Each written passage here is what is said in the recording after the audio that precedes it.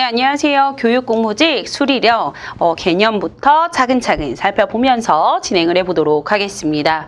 자, 수리력의 경우에는요, 이제 식을 세워서 우리가 접근해야 되는 응용 수리 파트와 그 다음에 그래프를 보고 해석해야 되는 자료 해석으로 나뉘어지고 있습니다. 이 부분들 개념을 명확하게 하신 상태에서 문제를 풀어주셔야 된다라는 점 기억해 주시면 좋을 것 같고요. 한번 진행을 해보도록 하겠습니다. 자, 일단 가장 많이 나오는 유형 중에 하나는 이제 방정식입니다. 방정식에서는 이제 거속시와 관련된 문항들이 주로 출제가 되고 있는데요. 자, 이때 우리가 식을 기억하셔야 됩니다. 그래서 식을 기억하시는 방법은 거리, 속력, 시간 이렇게 되어 있어서 내가 구하고자 하는 것을 가리시면서 식을 세워주시면 되겠습니다. 따라서 같은 라인에 있을 때는 곱해 주시겠죠. 그래서 속력 곱하기 시간, 그 다음에 속력은 시간분의 거리, 시간은 속력분의 거리로서 우리가 확인을 하실 수 있고요. 자, 이때 이 거속시 문항을 푸실 때 중요한 포인트, 단위가 통일되어야 합니다. 단위가 항상 통일되어 있는 상태에서 가주셔야 됩니다. 그래서 시속일 때는 시간으로, 분속일 때는 분으로, 초속일 때는 초로 우리가 시간을 다 통일해서 어떤 식에서는 우리가 시간과 분을 다르게 쓰고 있다. 그러면 안 된다라는 거죠. 그래서 시속으로 나와 있으면 분을 항상 시간으로 바꿔서 접근을 해 주셔야 되는데 바꾸는 방법이 조금 어렵게 느껴지실 수 있다라는 거죠. 자, 우리가 시간을 분으로 바꿀 때에는 60을 곱해서 갑니다. 근데 이거를 이제 반대로 해야 되는 경우가 있다는 거죠. 분을 시간으로. 그런 경우에는 60을 나눠서 가주시면 돼요. 따라서 우리가 15분을 찾는다라고 하시게 되면 60으로 나눠주세요. 그럼 60분의 15 하게 되면 얘가 이제 시간으로 바뀐다라는 얘기고요. 만약에 2시간 15분이에요. 그러면 2시간은 어차피 시간이니까 바꿀 필요 없고요. 요 15분만 바꿔주시면 돼요. 그래서 이렇게 해서 우리가 쓸 수 있다.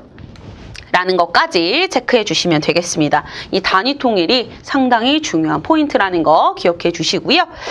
자, 그 다음으로는 일의 양입니다. 일의 양은요, 전체 할 일의 양을 1, 즉 요 아이를 완성이라고 봅니다. 완성했다라고 하면 우리가 전체를 1로 보고 접근을 할 수 있는 거고요. 자, 그렇게 하고 나서 단위 시간 동안 할 수 있느냐? 자, 단위 시간이라고 하는 것은 뭐 1일, 1시간, 뭐 이런 것들 1일 기준으로 가는 것을 단위 시간이라고 이야기를 합니다. 자, 그래서 한 사람이 하루에 하는 일의 양은 1 나누기 혼자서 일을 끝내는데 혼자가 포인트다. 만약에 혼자 하는 일의 양을 모른다? 그러면 그 아이를 미지수를 놓고 접근해 주시면 되겠습니다. 자, 그 다음에 농도와 관련해서는요, 소금물의 농도는 소금물의 양 더하기 소금물의 양 분의 소금의 양 곱하기 100인데 우리는 이 소금의 양을 구하는 공식을 훨씬 더 많이 사용을 하실 겁니다. 그래서 100분의 농도 곱하기 소금물 이렇게 기억을 해주시면 될 것 같고요.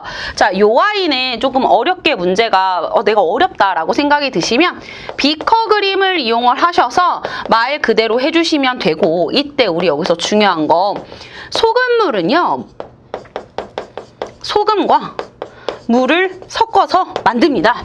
그래서 만약에 물을 증발시켜요.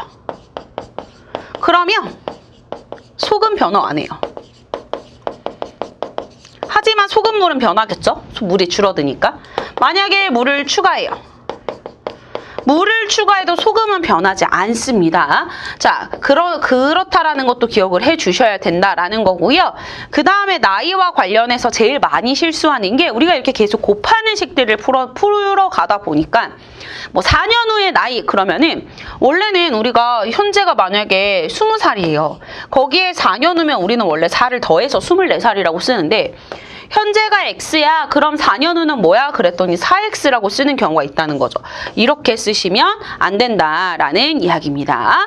자, 그래서 이렇게 확인을 하실 수 있고요.